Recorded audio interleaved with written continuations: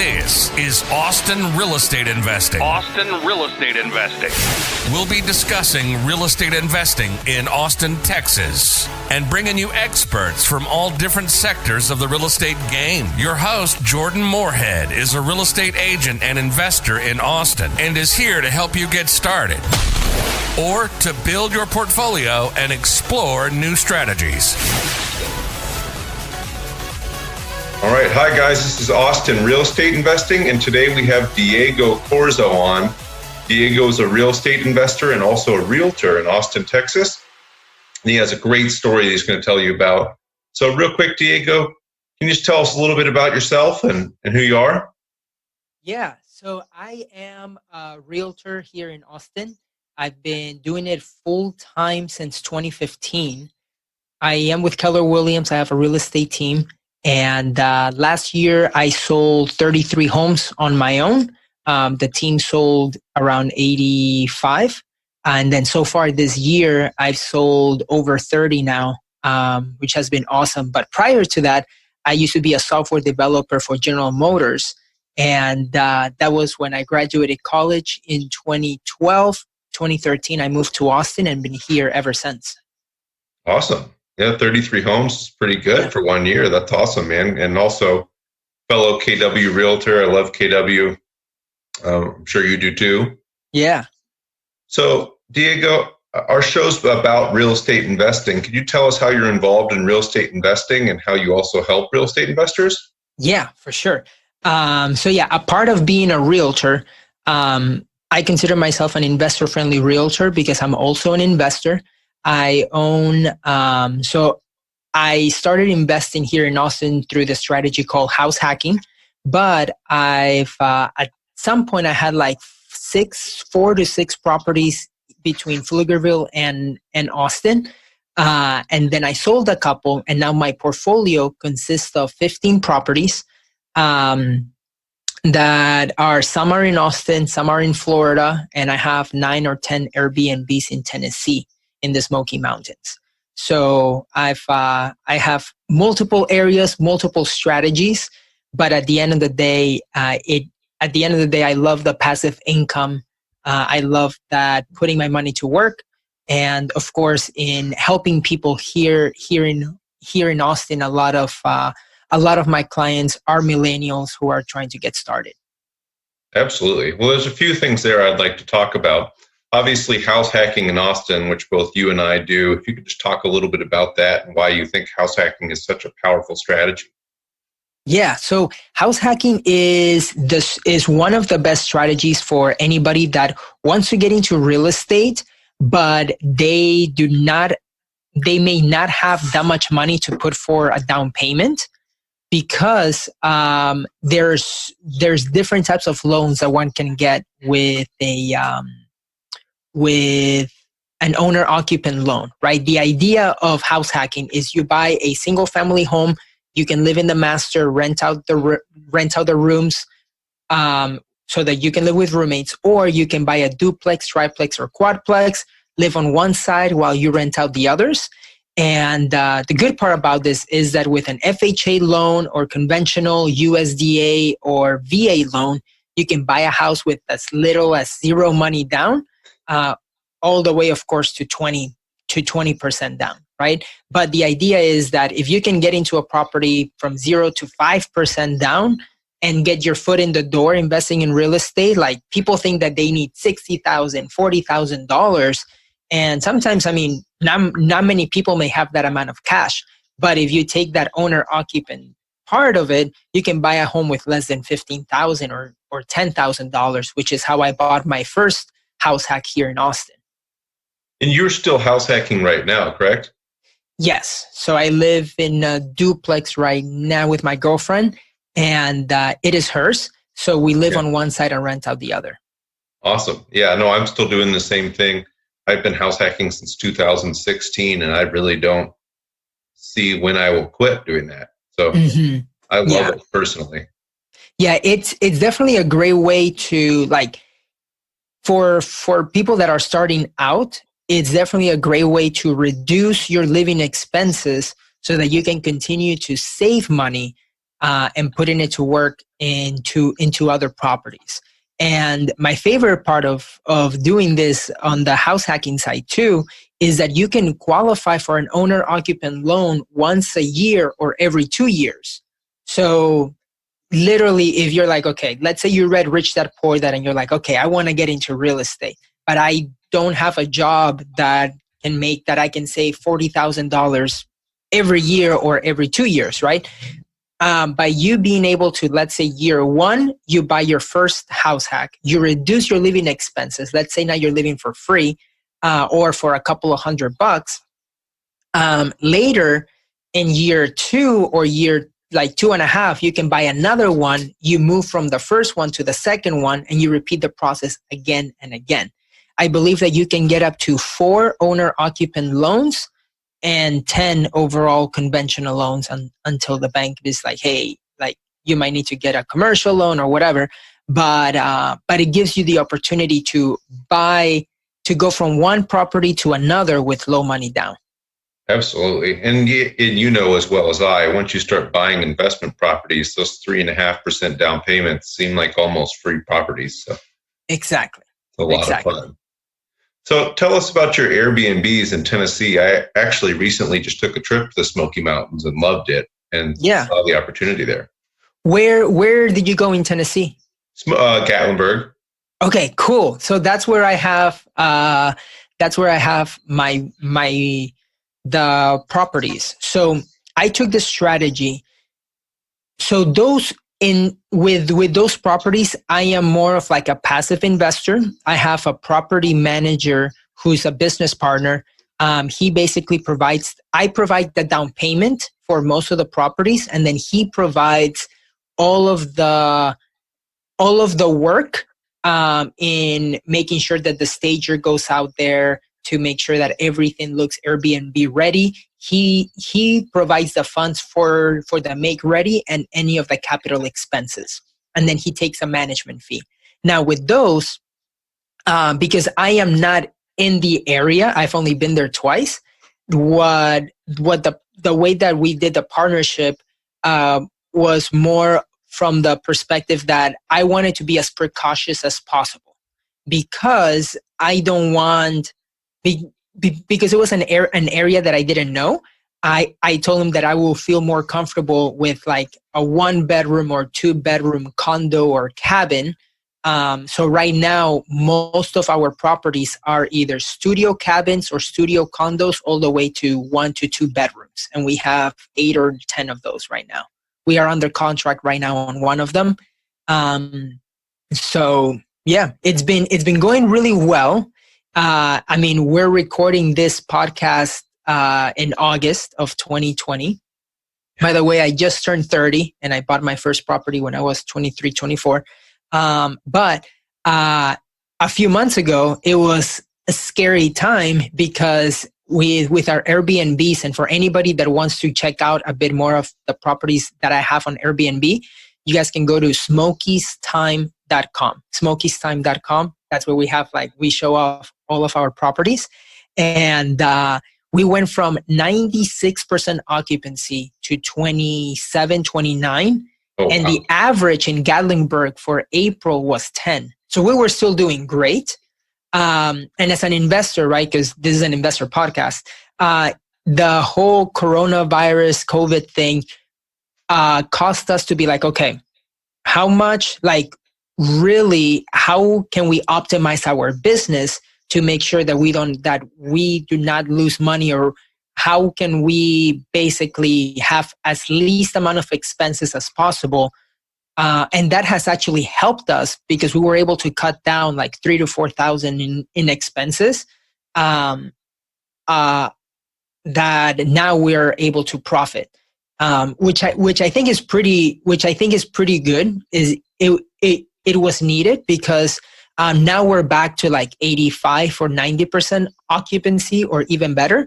So now we're like back to normal. But when the parks closed down and everything, we really hit a point where we're like, okay, do we have enough cash to say, can we hold on to these properties for the next like year if things if things don't open up. Fortunately, we did. I'm a pretty conservative guy on my funds, so I'm a big believer that right now, right, because I still think that we are like Austin. Personally, it's a super unique market area, right? But other areas, I feel like we're definitely sort of like on the peak. And so I'm not investing on a property and say, okay, I know that in 2 years, all this appreciation is going to be awesome. I want to make sure that I have cash reserves just in case, 6 to 8 months per property, especially on the Airbnb side, just in case. So that definitely helped us when all of this came down with COVID and Corona. We were like, okay, like no matter what, we will be okay. We have enough funds for like 6 months to a year. But transferring back to the Austin market, I feel like Austin is a unique place just because we have so many people coming in. We have so many companies coming here. But yeah, on the way that I've been able to invest though has allowed me to diversify, because I have my house hacking and sort of like long-term investments here in Austin. I have some long-term investments in Florida, and the Smokies is just Airbnb. So it allows me to diversify on different types of investing. Absolutely. And I think house hacking in general allows you to take risks. So when I got started house hacking personally, I wasn't a realtor. I owned another business that was very steady, and house hacking allowed me to jump out and take that risk to be a realtor, maybe not make money for 6 months to a year, but I didn't need any money because I lived for free. So exactly. That's why I love house hacking. And you talk about now you're able to take risks in the Smoky Mountains and also invest in Florida. So in Florida, are you all long-term rentals over there? Those are long-term. My brother is a wholesaler, and I bought some properties over there. I wouldn't be buying there again right now, just because of the way how all the appreciation has been happening. I was buying in C areas or like C minus. I wouldn't buy in C minus areas anymore. I've learned my lesson. But because I bought them in 2015, 2016, I was buying properties for literally like 25K, 30K over there, much different than in Austin. But those properties appreciated. Like I was able to sell 2 of them for around 50. So on paper, it looks great, with like after we sold them, but we had like 2 evictions a year on each of those. And we're like, you know what, we're done, because we had to put in some money in for the eviction. Then we had to do some renovations, like change out the carpet and all this other stuff. So we were actually putting in more money, and we were lucky that by the time that we sold it, it did appreciate a lot. But right now I still have a quadplex, a duplex, and I believe a single family in Florida. Awesome. Mm-hmm. You mentioned the Austin market being different than other markets. I want to touch on that a little bit. Yeah. So we're in an interesting situation here in August of 2020 where we're right in the middle of a pandemic. And it seems like nothing has really slowed down in Austin. For instance, there's still companies moving there. A few weeks ago, Tesla decided, hey, we're moving into town.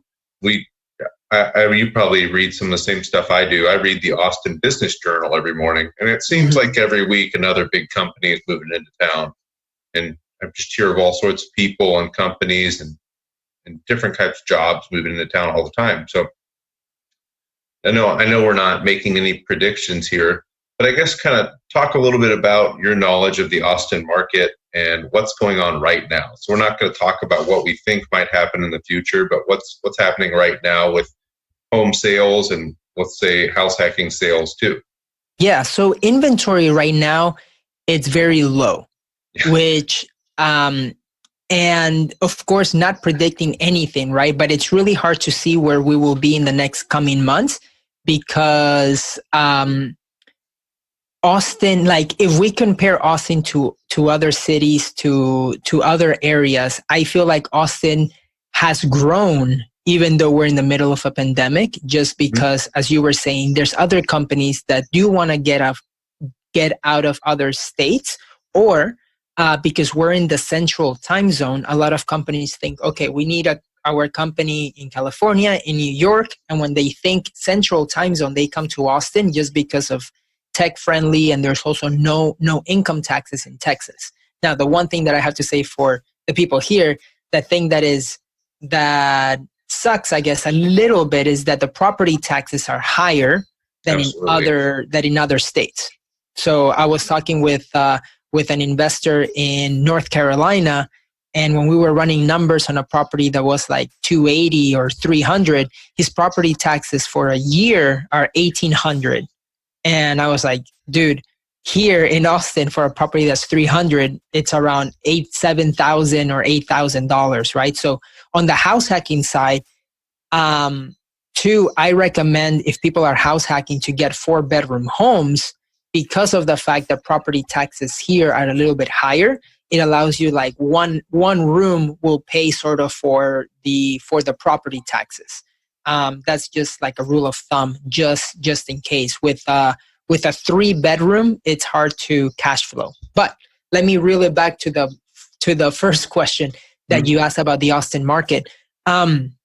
What I have been seeing too is that a lot of people, now that companies like tech companies are allowing people to work remote, I've talked to a couple of people, Dropbox or Apple, Facebook, that work, for example, in California, that they're planning to move to Austin because it is much more affordable to live here. And those companies, even though they can work remote, they also have an office in Austin. So Austin is unique from that perspective because a lot of the tech companies, they also have offices here. We're in part two, where like Amazon bought Whole Foods, and the Whole Foods headquarters is in Austin. So we get a little bit of better opportunities in that way as Austin continues to grow. We're also about to get our first MLS team. So that's going to bring more like tourism to more events. So Austin is a city that we have like UT, University of Texas. We're about to get our MLS team. Apple is creating their second headquarters or something in North Austin. Then we have Tesla in Southeast Austin. So it's definitely growing a lot. Oracle.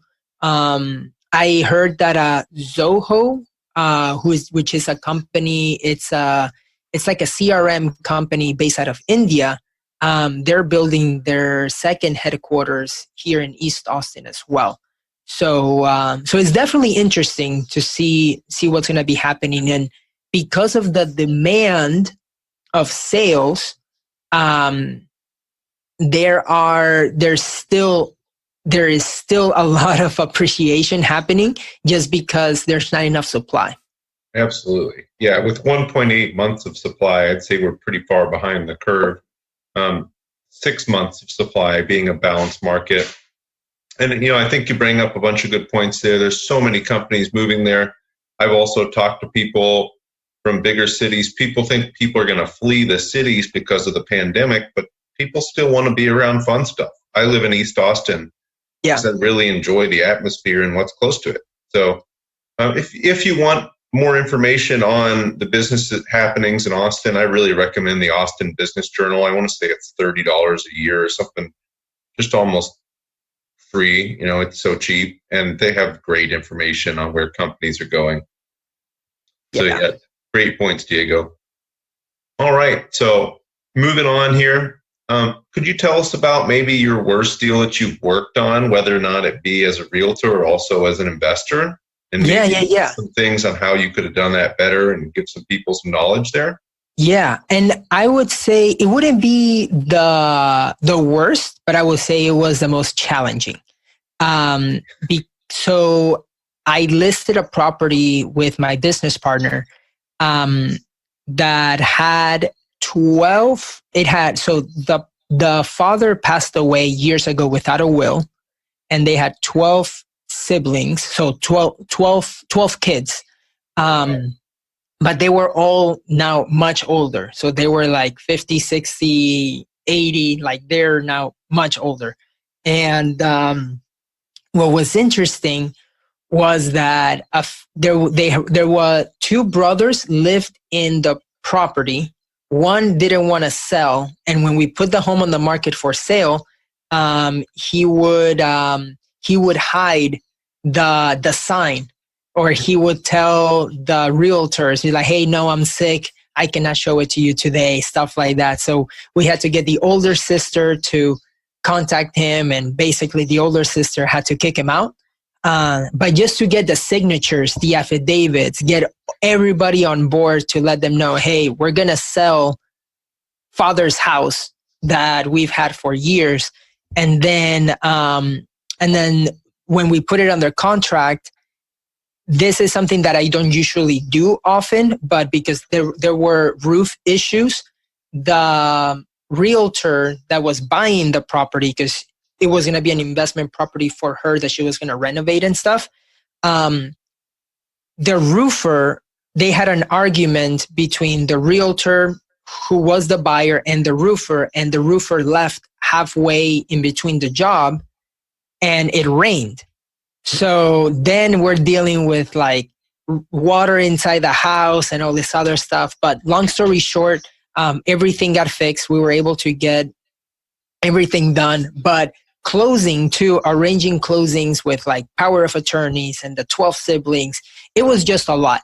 So it was something that I definitely learned a lot in communication and making sure that all of the parties are involved, that they are aware.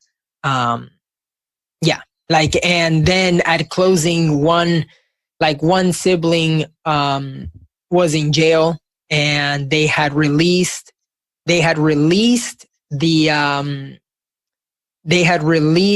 like their kids, like they weren't taking care of their kids anymore. So now it was sort of like another family member adopted the kid, and so now the kid is also part owner of the house. Like it was a mess. But that was the most challenging. I wouldn't consider it the worst, but it was definitely the most challenging deal. And it happened to be in Austin. Yeah, 12 people, and especially if a few of them don't want to sell, that gets to be really hard. Yeah. So Diego, it sounds like you started out in the tech industry. Mm-hmm. What attracted you to real estate investing and just real estate in general? Yeah, so when I was in college, I read the book Rich Dad Poor Dad. And that book taught me two things: that you can either trade your time for money, or you can make your money work for you. So I knew that no matter what, if I had a salary job coming out of college, because I studied information technology and management information systems, which is basically technology and business. So I knew that I was going to make my money in the beginning working for somebody or doing my own thing on the tech side, but I wanted to live below my means so that I could invest it in real estate. Because I was like, after reading Rich Dad Poor Dad, I was like, okay, I'm deciding to invest in real estate. Now, there are many avenues, right? I could have chosen the stock market. I could have chosen Bitcoin, whatever. There's so many different ways of investments. I chose real estate. And what I did like about it is that I like the passive income part of it, and the things that, okay, it made sense for me. Like I can buy an asset where somebody will live in it and then they will pay rent. So yeah, that's what I chose, real estate. But in between that time, as I was as an employee working for GM, I was living below my means and saving as much as I can. And house hacking gave me the opportunity that at 24 to live for free.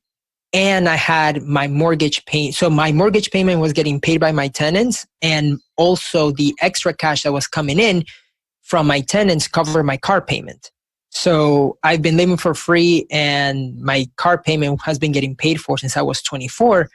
And because I didn't have student debt, because I couldn't get into student debt, I was able to leave my corporate job because, as you were saying, house hacking definitely gives you options, right? Because now you're living for free. You're not I wasn't dependent on my salary job. So I was like, you know what? I'm living for free. I know that if I cannot make a sale in real estate, I can probably help people rent and still make some money. And that's what allowed me to basically to pull the trigger. And then having great mentors. And when I said earlier about me not being able to get into student loans or anything like that, is because I am a dreamer, and I am part of the DACA program, which basically means that I came here as a kid, and my parents, we overstayed our visas. We became undocumented. And then it wasn't until I was 22 years old that I was finally able to work and drive for the first time. So yeah, it's been a crazy journey, especially because like by 22, couldn't work or drive. By 23, 24, I bought my first property. And now by 27, I had 10. And now at 30, I had 15. So that's awesome. That's incredibly motivating, I'm sure. Yeah.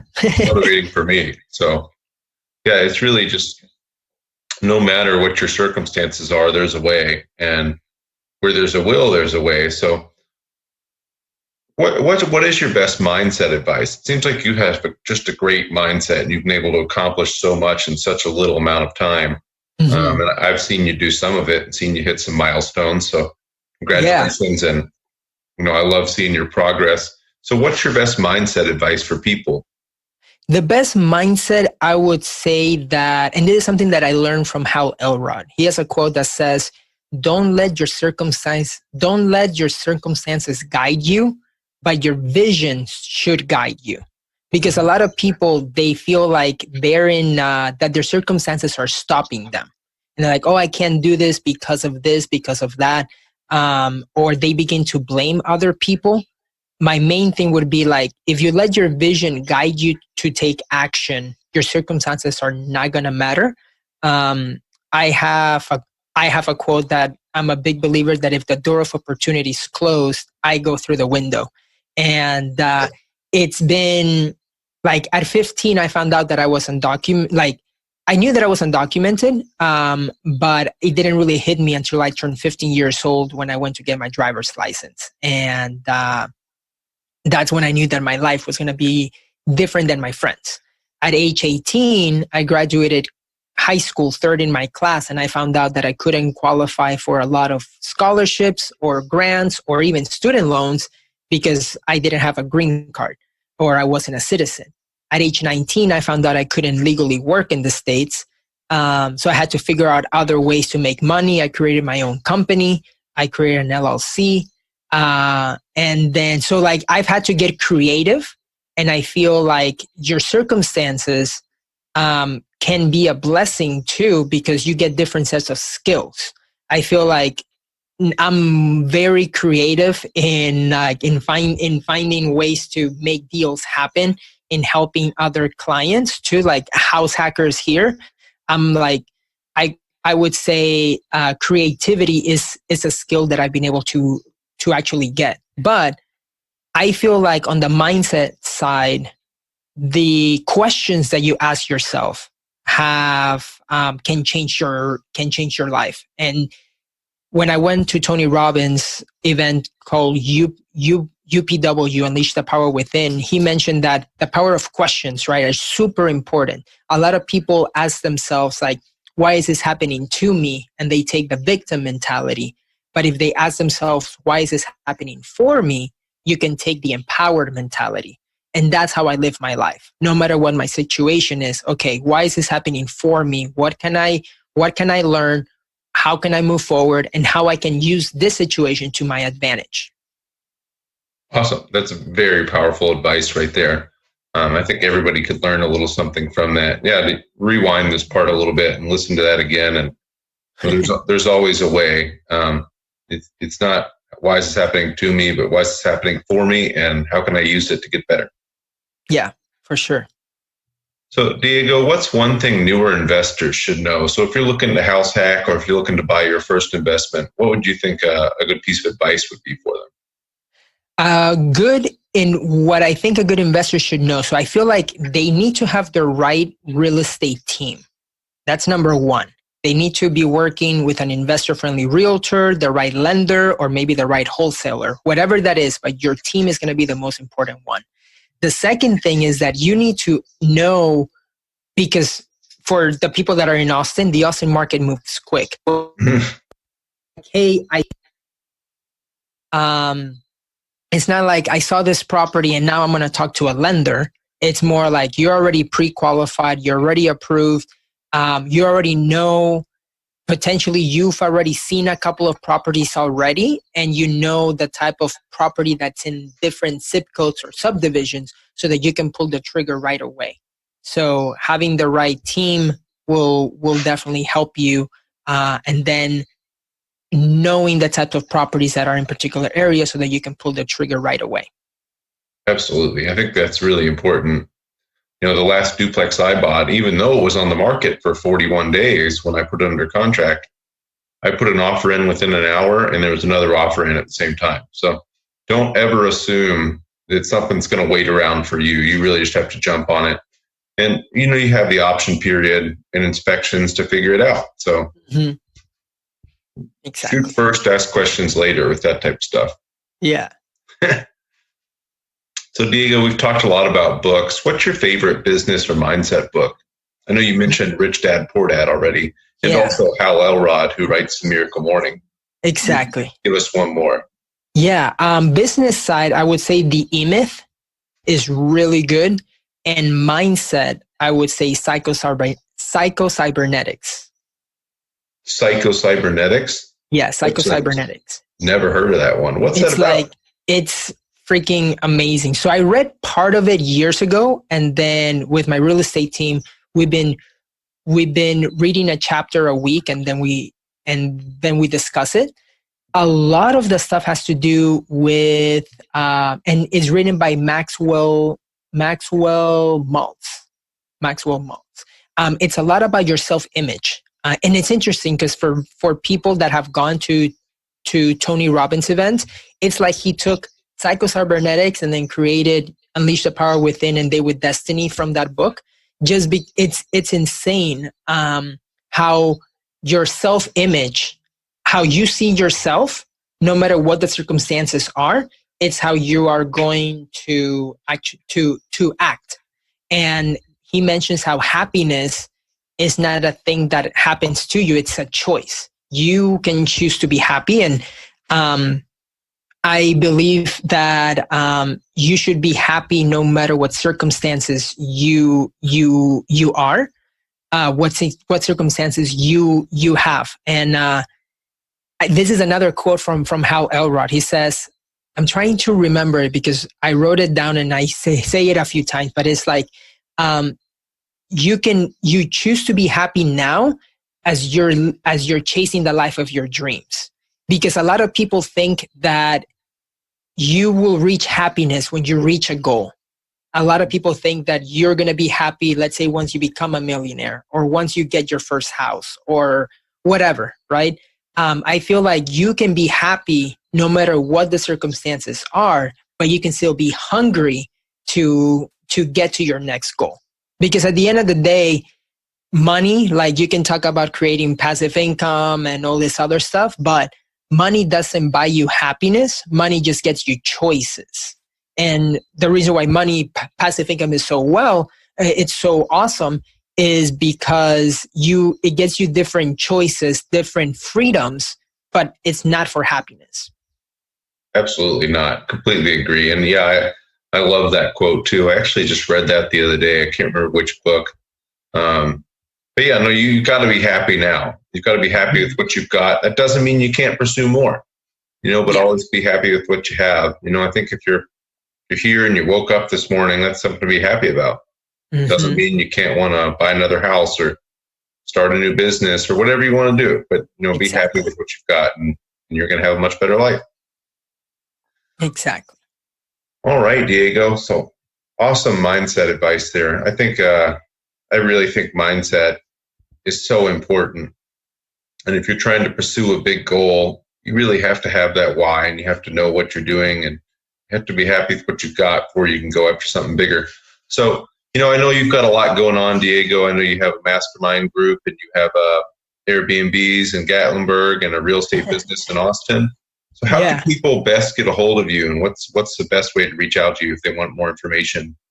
Yeah, if they want more information, they can follow me on Instagram at Real Diego Corzo, or they can send me an email to info@diegocorzo.com.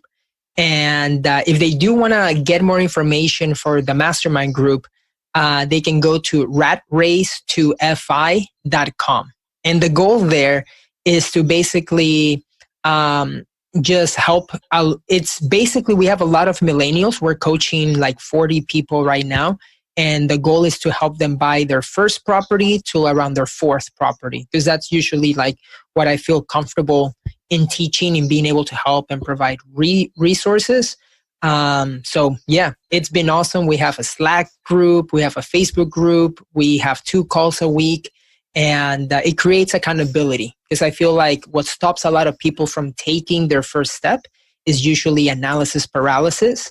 And they usually get analysis paralysis because they're not surrounded by the right people and the right community. And that's what we try to provide. Absolutely. And I totally agree. That first deal is absolutely the hardest. It took me 6 months or so to get my first deal done. And, I probably looked at 50 that would have worked and just kept saying, oh, this isn't right. This isn't right. I didn't know what was right.